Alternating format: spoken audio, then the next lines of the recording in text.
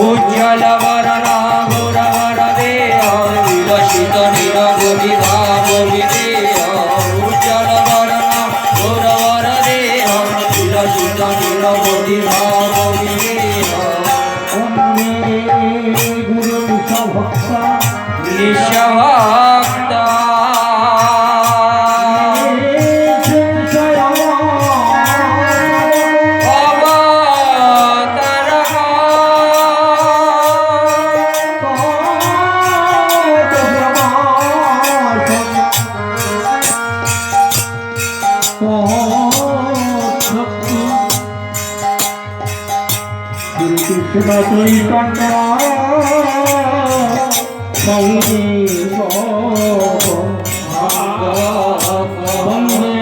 শ্রীকৃষ্ণ চৈতন্য নিত্যানন্দ সহদ্রিত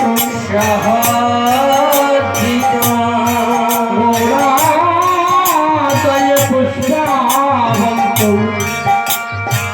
চিত্ত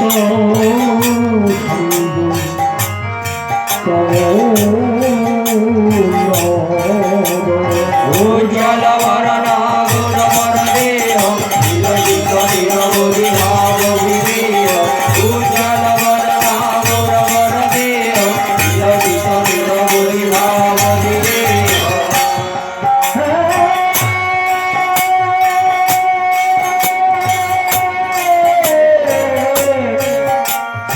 কৃষ্ণ করুণা করুণা সিন্ধু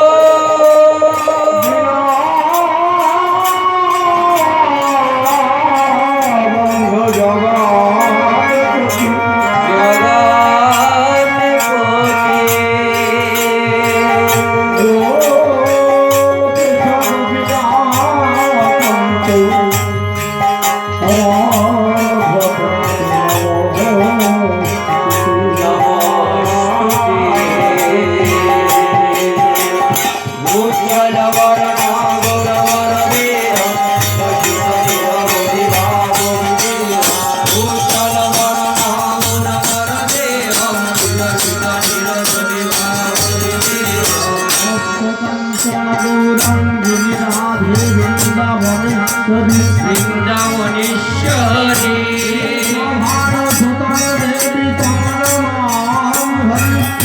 হরে প্রিয়া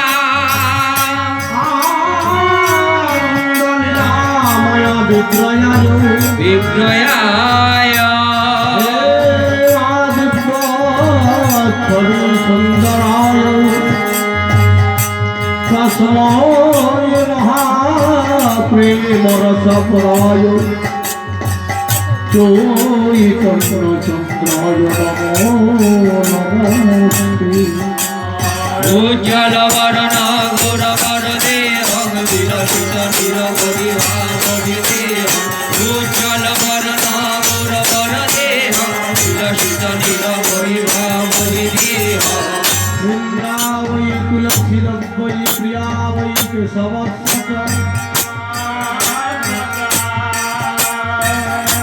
কৃষ্ণ ভক্তি পদে দেবী সত্যবত্তৈ নমঃ নমঃ জয় শ্রীকৃষ্ণ চৈতন্য প্রভো নিত্যানন্দ প্রভু নিত্যানন্দ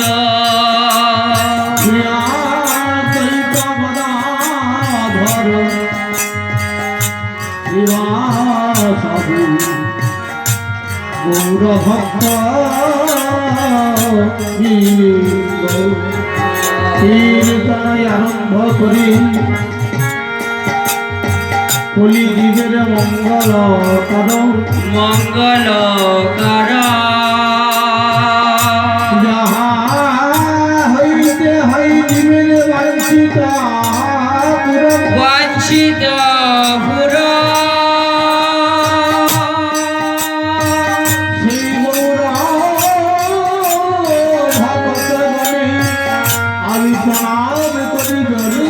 জনে জনে কৃপা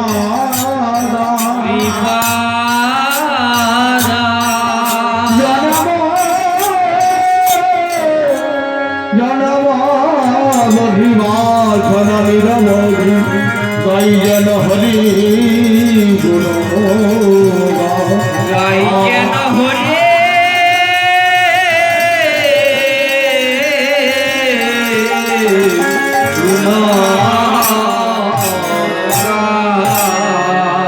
শ্রী ভগবান পাবন কৃপায়ুনে ত্রিভুবন পাবন ত্রিভুবনেশ্বর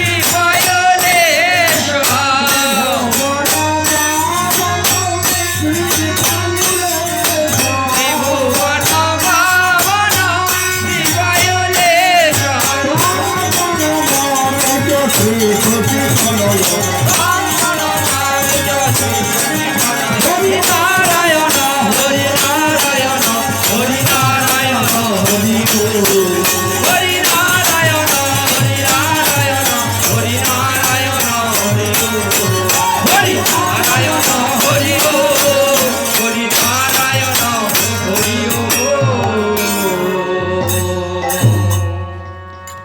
মহিমান আছে বৃন্দাবন মাঝে যখন তুমি একবার হা কৃষ্ণ প্রাণ গোবিন্দ বলে ডাকো,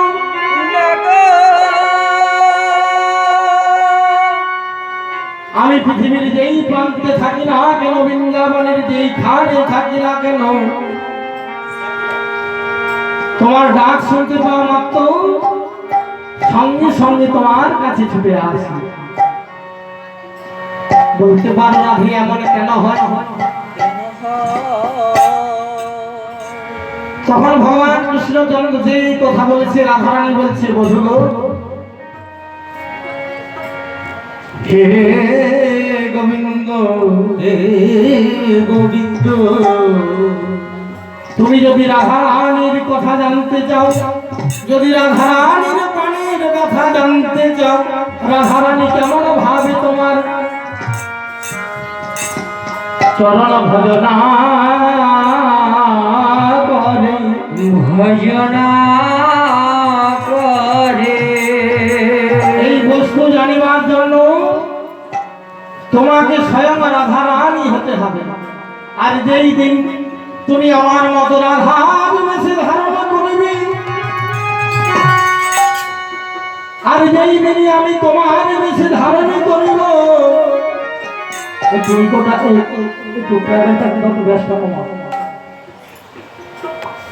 যেদিকে তোমার মতো আমি হা কৃষ্ণ প্রাণ গোবিন্দ বলে কাঁদব,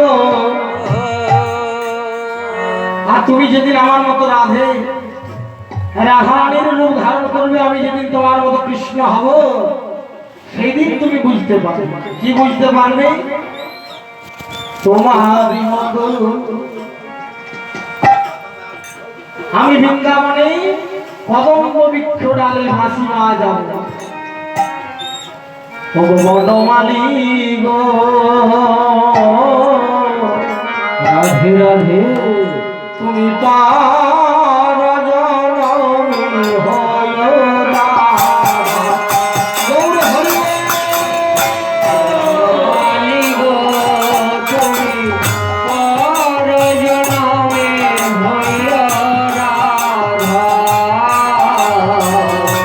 বনমালি গো তুমি পর জনমে হইল রাধা। না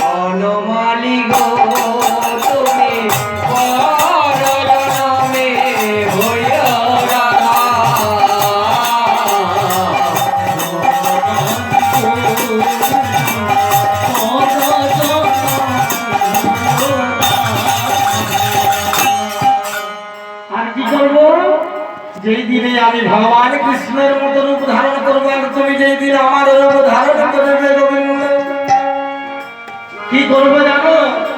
তোমারই মতো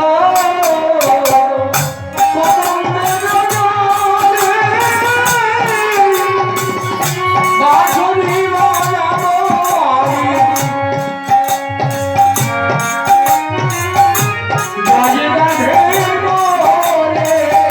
তোমারই মতো নাবি কদম্বের ডালে বাঁশরি বাজাবো আমি রাধে রাধে বলে।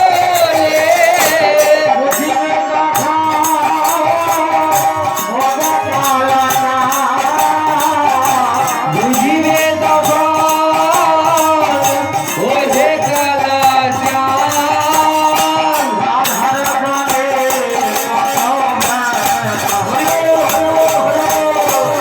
ভগবানী গো পরজনমে হইও রাধা।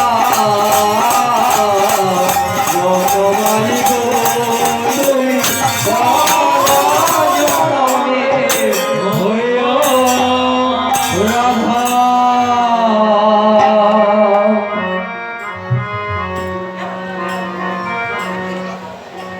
হচ্ছে হরি কথা। এই যে আপনারা শুনছেন, এই যে আমরা কীর্তনিয়ারা কিঞ্চিত চেষ্টা করছিলাম, প্রত্যেকের মধ্যেই সেই ভগবানের সত্তা, ভগবানের কৃপা বিরাজমান। শ্রোতার মধ্যেও আছেন, বক্তার মধ্যেও আছেন, ভক্তের মধ্যেও আছেন, আর ভক্তদের যারা আনন্দ দান করে, এই আমাদের মতো অধম, প্রত্যেকের মধ্যেই ভগবান বিরাজিত। সেই ভগবানের যদি কৃপা হয়, সেই গোবিন্দের যদি করুণা হয়,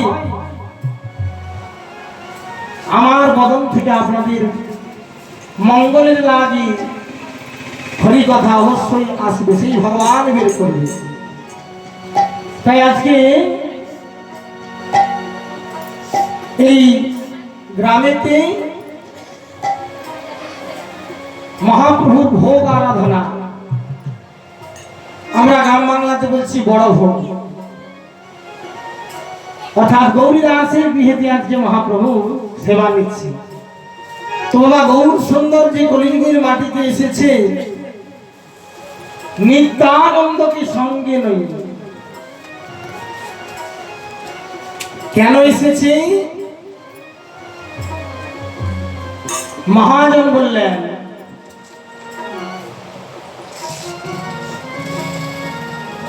হেরিয়া জীবের দুঃখ ত্যাজিয়া গোলক সুখ, লোভিয়া মনুষ্য জন মনুষ্য জন।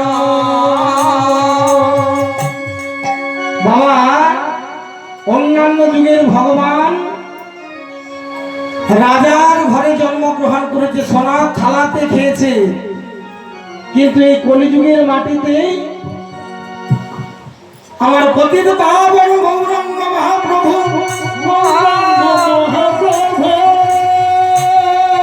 এই জগৎ জীবকে উদ্ধারে করবে বলে, এই কলিযুগের মাটিতে কেন এসেছে?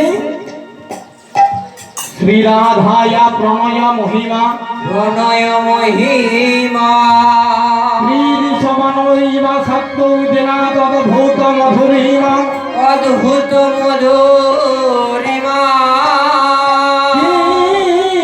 সমামদীয় সখ্য চাংস মদন ভবতু সমাবেতি লভা তৎ ভাবাক্য সমজটি সতী গর্ভ সিন্ধু হরিন্দু শশী গর্ভ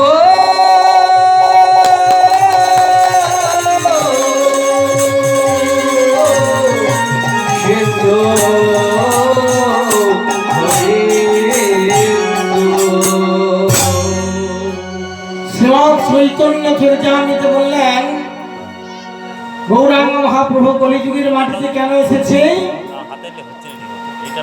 না? তিনিও লোভে পড়ে এসেছেন।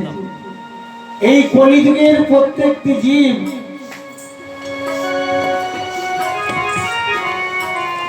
নিজের স্বার্থ ছাড়া বাবা অন্য কিছু জানে না। স্বয়ং গৌরাঙ্গ মহাপ্রভু তিনি এই কলিযুগের ভগবান, তিনিও লোভে পড়ে এসেছে। সেই লোভটি কি? তার স্বার্থটি বাকি